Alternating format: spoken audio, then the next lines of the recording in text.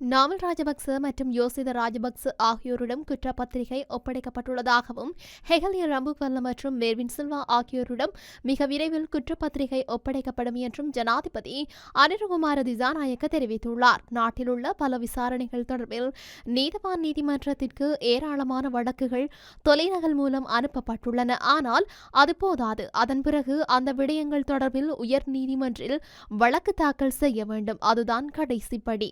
அதன் பிறகு நீதிமன்றத்திற்கு தண்டனை வழங்க அதிகாரம் உள்ளது. அரசு நிறுவனங்களின் முக்கியமான பங்கு வழக்குகளை விசாரித்து உயர் நீதிமன்றத்தில் வழக்கு தொடரும் குற்றப்பத்திரிகையை தாக்கல் செய்வதாகும். இப்போது ஹெகலிய ரம்புக்வெல்லவின் விசாரணை முடிவுக்கு வருகின்றது.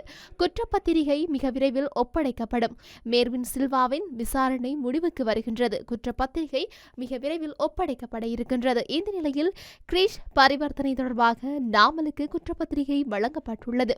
யோசிதவிடமும் குற்றப்பத்திரிகை ஒப்படைக்கப்பட்டுள்ளது. பல வழக்குகள் தொடர்பில் விரைவில் சட்டம் அதிபர் திணைக்களத்தில் இருந்து குற்றப்பத்திரிகையை வெளியிடுவார்கள். அதன் பிறகு நீதிமன்றத்திற்கு செல்வதே பணி. சட்டம் அதிபர் திணைக்களத்தின் சட்டத்தரணிகள் மற்றும் லஞ்ச ஒழிப்பு ஆணையகம் சென்று நீதிமன்றத்திற்கு உண்மைகளை முன்வைப்பார்கள்.